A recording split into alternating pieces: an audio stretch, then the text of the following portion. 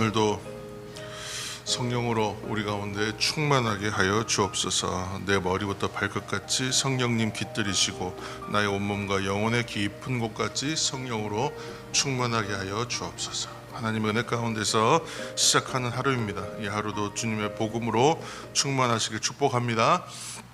사실 이제 로마서는 이제 배경을 이해하면 좀 새롭게 이해가 됩니다. 로마서를 이제 법정에 있는 용어들로 이렇게 정리되어 있는 것처럼 이제 이해하게 되거든요. 그래서 좀 논증이 있고 정리가 되기 때문에 이것을 이제 뭐 쉽게는 그렇게 얘기할 수 있어요. 바울의 신앙이 집대성되어 있는 하나의 책입니다. 이렇게 얘기할 수 있는데, 사실 이제 로마서는 로마 교회의 교인들을 위해서 쓴 거잖아요. 그러니까 이렇게 방에 가만히 앉아서 학자가 이렇게 논문이나 책을 저술하는 것처럼 그렇게 차근차근 논증하면서 쓴 책이라고 100% 보기는 좀 어려워요. 물론 이제 바울의 신앙이 집대성되어 있는 그런 부분도 동일하고 맞지만, 근데 그렇게 보기 시작하면 좀 안 되고, 이제 오늘 이 말씀을 좀 드리는 이유는 배경을 이해해야 큰 틀에서 읽어 나가기가 좀 좋다, 이제 이렇게 말씀을 드립니다. 우리가 지금 연대기 순으로 성경을 읽어오는 이유가 그런 흐름들을 이해하려고 하는 거예요. 그래서 바울의 1차 전도여행, 2차 전도여행, 3차 전도여행을 따라와서 우리가 지금 이 로마서까지 와 있는 것입니다. 이 편지의 저자인 바울이 어떠한 길을 걸어왔는지 대략을 우리는 이제 알고 있어요. 그래서 이제 로마 동편 지역까지의 전도 여행을 마치고 이제는 내가 서편으로 가야 되겠다라고 하는 결정의 기로에 서 있던 시점입니다. 그래서 바울에게 이 시점에는 두 가지 고민이 있었다는 거예요. 첫 번째는 이제 소아시아 지역 동편이죠. 그래서 소아시아, 뭐 마게도니아, 또 아가야 지방 이런 곳에 다 이제 이방인 중심의 교회들을 잘 세웠습니다. 그렇다고 해서 뭐 다시는 이제 그곳에는 갈 데가 없느냐, 그렇지는 않은데 복음이 충분히 전파될 수 있는 거점들이 확보됐기 때문에 이곳은 이제 전도 여행을 통해 내가 이제 할 일이 끝났다라고 이제 판단했던 거예요. 그래서 이 지역들이 이제 끝났는데 이곳에 이제 세워진 교회들이 비교적 잘 세워져서 감사하게도 이제 이전에 사도 바울의 편지들이나 얘기들을 통해서 지금 이제 기근으로 인하여 어디가 힘들었냐면 예루살렘 교회가 힘든 시점입니다. 그래서 오히려 예루살렘 교회를 돕기 위하여 지금 전도해서 세워진 이방인 교회들에게 헌금을 요청해요. 연보를 요청해서, 그래서 굉장히 꽤 많은 금액의 돈을 모았습니다. 그래서 이 것을 가지고 자기가 이제 로마로 장차 가기 위한 준비로서 굳이 가지 않아도 돼요. 그런데 예루살렘 교회를 방문할 계획을 가져요. 근데 그 목적은 뭐예요? 첫 번째는 이제 이 연보 헌금을 이제 전달하기 위하여, 어려운 예루살렘 교회를 위해서 전달하기 위하여. 그런데 아시다시피 사도 바울을 가장 핍박한 사람 누구냐 하면 유대인들이었다. 유대인들. 그래서 유대인 기독교인들도 바울을 이전의 사도들과 같이 순순하게 대해주지는 않았던 것 같아요. 그래서 사실은 예루살렘으로 가는 것에 대하여 상당한 부담을 갖고 있어요. 두 번째는 이방인들 중심으로 된 교회들에 대하여 아직 수용해 주지 않고 있었다. 예루살렘 교회가 알력이 있었다는 거예요. 똑같은 크리스찬들이라고 받아들여 주지 않았다는 거예요. 그러다 보니까 지금 헌금을 걷어서 가는 것 자체를 과연 기뻐할까? 또 이 헌금을 더 순순히 받아줄까? 이걸 좀 받아주면 어떻게 되겠습니까? 이방인 교회들도 다 인정하고 이방인 교회의 교인들도 다 우리 하나의 그리스도인들이야 라고 받아주는, 수용하는 상황이 되는 것이죠. 그러니까 이것을 첫 번째 사도 바울이 좀 걱정하고 있는 상황이었고, 이 부분만 순조롭게 된다면 기존의 이제 유대인 기독교회와 이방인 기독교회의 연합과 친교가 온전히 이루어지겠구나, 이러한 이제 하나의 문제가 있었고, 또 하나의 문제가 우리가 말씀드린 대로 기존의 전도 여행을 위하여 지원했던 어떤 선교 기지와 같은 역할을 감당한 교회가 안디옥 교회입니다. 안디옥 교회였는데 이제 서바나 지역으로 가려면 안디옥 교회는 이제 너무 멀어요. 그것을 지원하기엔 지리상. 그래서 이제는 새로운 거점이 필요한데 위치상 어디가 좋겠어요? 당연히 로마 교회가 이제 그 거점이 되어야겠다. 그 도움이 좀 절실하다.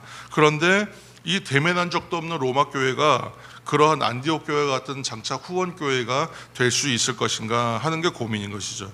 그래서 로마 교회가 이제 수많은 이야기들을 들었을 거 아니에요. 지금 뭐 고린도 교회에서도 논쟁도 있고 싸움도 있었고 뭐 잘 세워진 교회도 있지만 그렇지 못한 교회도 있어서 사도 바울에 대해서 좋은 이야기도 있지만 좀 이게 공격하는 이야기들도 있었잖아요. 온갖 이야기들이 다 전달되어서 로마 교회가 갖고 있는 정보가 어떤 건지 잘 몰라요. 자신에 대해서 어떻게 생각할지 이해하고 있을지 잘 모릅니다. 그런 상황에서 쓴 책이 로마서예요. 그러니까 신학의 깊은 논쟁을 할 만한 책이라고 얘기하기에는 좀 석연치가 않고, 어떻게 이해하는 게 좋겠습니까? 누가 읽어도 납득할 수 있는 책, 누가 읽어도 신앙이 무엇인지 접근할 수 있도록 도와주는 책이 돼야 되는 것이죠. 그런 내용이 돼야 돼요, 로마서는. 그리고 지금 예루살렘에 있는 또 각지에 있는 자신을 논쟁하고 대적하는 사람들이 보아도 흠이 되지 않을 만한, 흠잡힐 만한 내용이 없는, 그래서 보편적이고 누구나 읽을 수 있는 책으로 써야 되는 게 바로 로마서입니다. 그래서 이 로마서 핵심은 우리가 말씀드린 대로 1장 16절에서 17절의 말씀이 핵심이에요. 전체에 믿음으로써 의롭다 인정받는 이신칭에 대한 이야기. 특별히 17절, 1장 17절에는 하박국 선지자가 얘기한 그 하박국 2장 4절에 오직 의인은 믿음으로 말미암아 살리라, 이 말씀 한 절로 인용하여 설명하고 있습니다. 자, 이제 오늘 그런데 이제 처음으로 이 믿음에 대하여, 의에 대하여, 복음에 대하여 논증하면서 이제 처음에 등장하는 인물이 누구냐 하면 4장 1절 말씀 읽겠습니다. 로마서 4장 1절. 그런즉 육신으로 우리 조상인 아브라함이 무엇을 얻었다 하리요? 아멘. 하나님의 의를 설명하기에 가장 걸맞는 성경의 인물, 누구나 존경하고 누구나 인정할 만한 사람, 대표주자 곧 아브라함을 이제 인용합니다. 그래서 믿음의 대명사로 인정받는 아브라함을 들면서 4장 3절 말씀 읽겠습니다. 4장 3절. 성경이 무엇을 말하느냐? 아브라함이 하나님을 믿음에 그것이 그에게 의로 여겨진 바 되었느니라. 아멘. 이것이 이제 창세기 15장 6절의 말씀과 동일한 말씀이에요. 그 말씀을, 창세기에 있는 말씀을 인용한 거죠. 그러니까 아브라함이 여호와를 믿으니 여호와께서 이를 그의 의로 여기시고, 이 말씀을 인용한 거예요.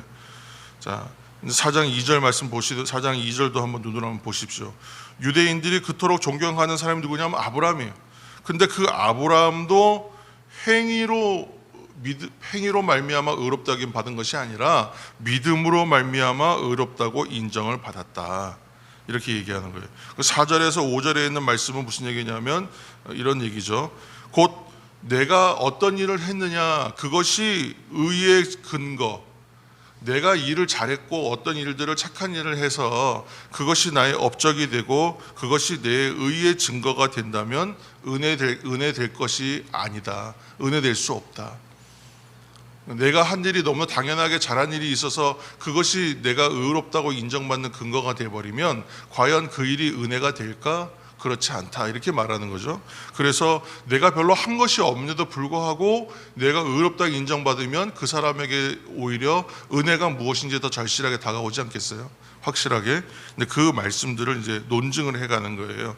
그래서 내가 한 일이 없음에도 불구하고 의롭다함을 받으면 어떻게 되는가? 이것이 바로 은혜다. 내가 한 것이 아니라 당신이 어떤 좋은 행위를 하고 충분히 의롭다고 인정받을 만한 어떤 원인이 있고 근거가 있어서 그런 것이 아니다. 이건 하나님의 은혜다라고 얘기하고 있는 거예요. 그래서 아브라함을 믿음의 조상으로 따를 때에 아브라함이 그 행위가 훌륭했기 때문에 그것을 쫓아가서 내가 의롭다 인정받으면 그것은 뭐예요?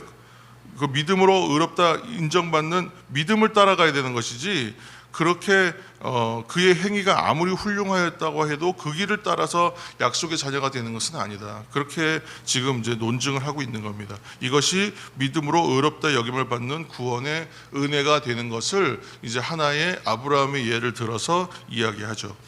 이제 이런 식의 논증들이 이제 계속 이어지는데, 바울이 전하고자 하는 복음은 우리가 지금까지 이제 서신서들을 읽어오면서 연대기순으로 따라오면서 발견하는 것은 메시지는 하나예요. 예수 그리스도의 죽으심과 부활, 그것이 바로 그가 전하는 복음의 핵심이라고 분명히 계속 반복해서 얘기합니다. 그러면 이 복음은 이런 도식이 생겨요. 이런 공식이 생겨요. 어떤 거냐면 예수 그리스도를 믿으면 구원받는다. 그렇죠? 그래서 이것이 바로 구원의 은혜다. 놀라운 것은 뭐냐면 여기에 어떤 조건이 없어요. 유대인이냐 헬라인이냐 아니면 무슨 경력이 무엇이냐 아니면 무슨 어떠한 배경들을 가지고 있느냐 어떠한 출신들이냐 이런 것이 자격이 없다. 유대인이나 헬라인이나 율법이 있는 사람이나 율법이 없는 사람이나 할례 받은 사람이나 할례 받지 않은 사람이나 왜 지금 이 이야기를 해야 되냐면 지금 이런 것으로 논쟁하는 예루살렘을 가야 돼요. 바울은 장차.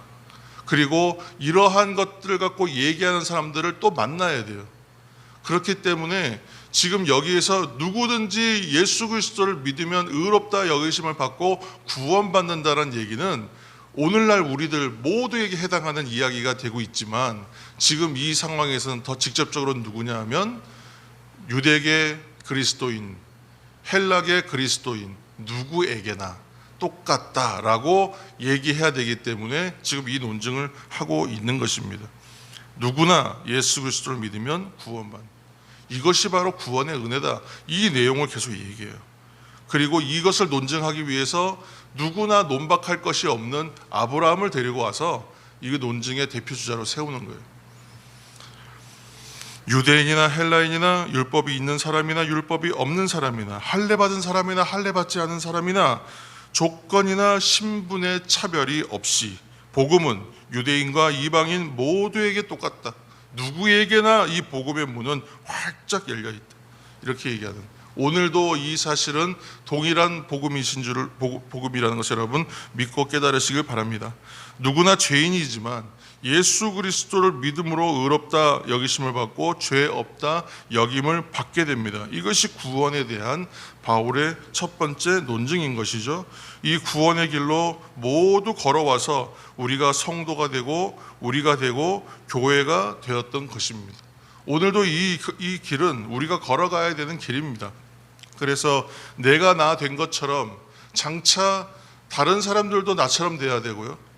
지금 우리가 복음으로 말미암아 우리가 된 것처럼 장차의 그들도 우리처럼 돼야 되고, 내가 지금 교회 되어가고 교회 된 것처럼 장차 누군가 그들도 복음을 듣고 우리처럼 교회가 되어가야 하는 것이죠.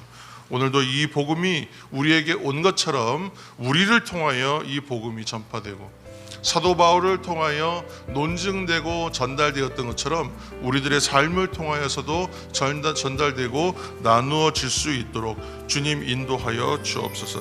그렇게 기도하시는 저와 여러분 되시기를 예수님의 이름으로 축복합니다.